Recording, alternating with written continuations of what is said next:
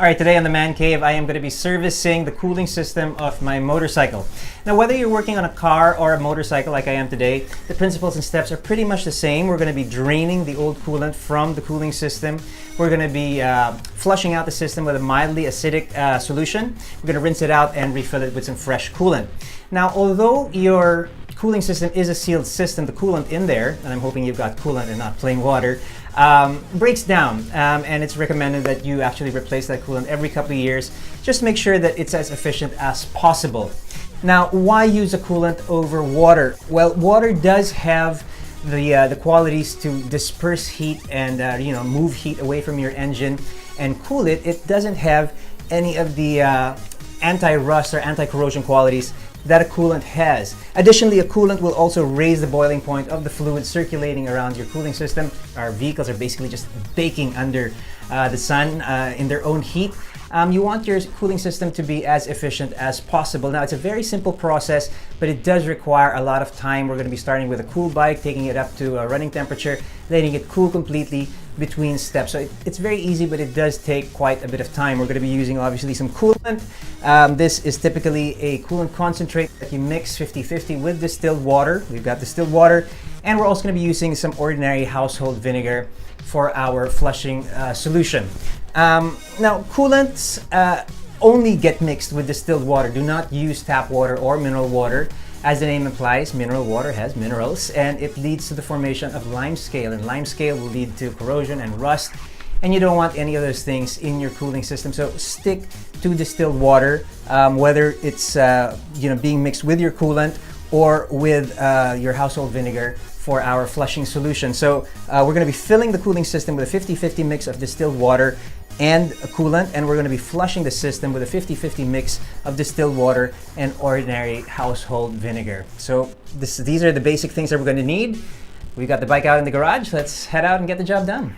All right, here we are on the bike that we're going to be working on. I've shifted the bodywork around so that I can gain access to a couple of key areas, and that is the radiator cap over here, this overflow or reservoir container for the coolant, and on the other side of the bike, the water pump. Now, different vehicles will have different quirks when it comes to the layout. Remove whatever bodywork or fairing you need to remove to gain access to these points. Just be careful not to strip out those screws or break any tabs when you remove that bodywork, and try to remember where everything goes so when you put it back together. It's important that you gain access to these points, clear whatever bodywork needs to be removed so that you can work freely on there. On a more modern sport bike, you might find this reservoir down towards the radiator, a little bit of an easier layout to work with rather than the way it is here where it's underneath the seat. I'm going to save myself the trouble of removing this undertail by just draining out that bottle with an old syringe and a length of tube on there so that I can clean that reservoir out. Now, a word of caution when you work on the cooling system of your bike or your car. The one thing you need to remember is never ever work on it while the engine is hot. Always work on it when it's cool. If you crack open that radiator cap while the engine is hot, you will get a geyser of hot fluid coming up at you at your face, and it will scald you, and it will be an experience that you will not soon forget. So the first thing we need to do, make sure the engine is cool, and we'll move over to the other side and we'll crack open the coolant drain bolt. We're set up on the other side of the bike. This is your water pump right over here. You want to locate the coolant drain bolt. It's usually one of the lower bolts, and it's the one that has the crush washer behind it. So we just want to crack that open. Now this is this has got some fine threads on it, so you want to be fairly gentle on it when you take it off and put it back. You don't want to strip this out. All right, we're going to crack this open now. Now there it is, a little crush washer on there. Now you'll notice that the coolant is sort of starting to dribble out, but it's not really going to start to drain out into our catch container until we actually move to the other side and crack open the radiator cap. All right, now that the main radiator has drained out, I'm going to move my attention to this reservoir, the overflow bottle, and I'm just going to use a syringe to draw out the coolant from here.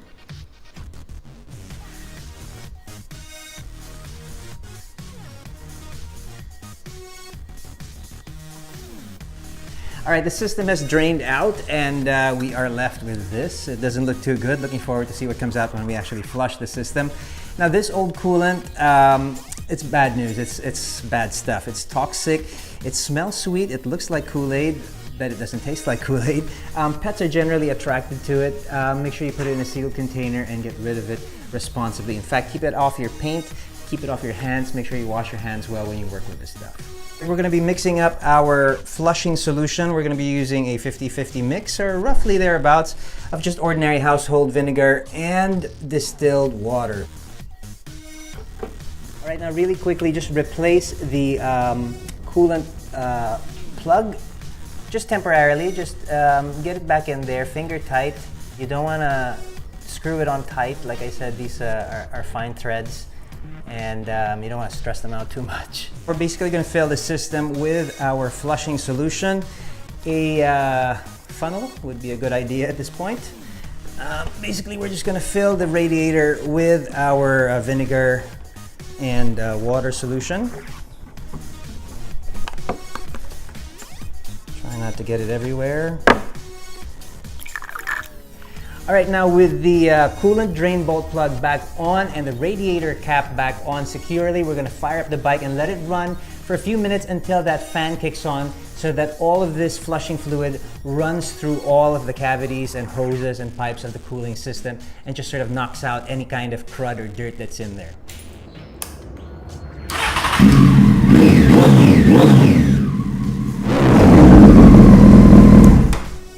All right, now the bike has been running for a few minutes now. The auxiliary fan is kicked on, so I know that the cooling system is actually hard at work.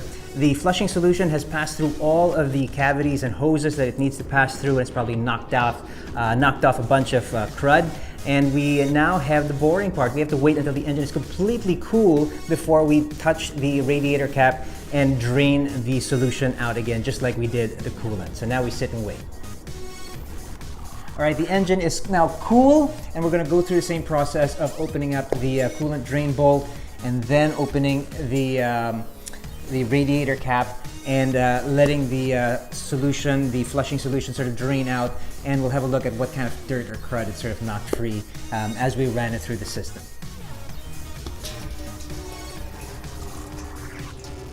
All right, it's not a lot, but you can see that there's little bits of grit and dirt and just crud that's formed at the inside of the cooling system that's sort of been flushed out. So pretty good idea to flush your system if you haven't done it for quite a while. Now with the cooling system flushed and we have all of that dirt and grit and crud come out, now it's time to go through the exact same process, this time with pure distilled water running through the system to rinse the system out. So let's get to it.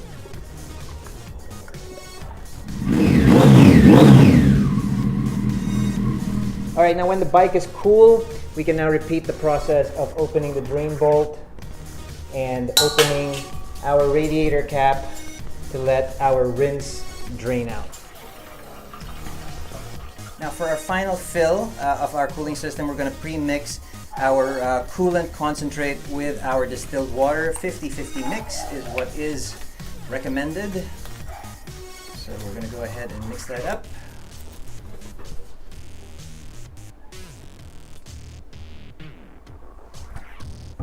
With our rinse finally drained out, we're actually ready now to fill the radiator with our 50-50 mix of coolant and distilled water. Now it's taken us most of the afternoon to actually cycle the bike through working temperature and completely cool down so that we can go through the various steps, but it's a pretty easy job. Make sure that you do use a new crush washer when you put that drain bolt on for the last time, and don't over tighten it.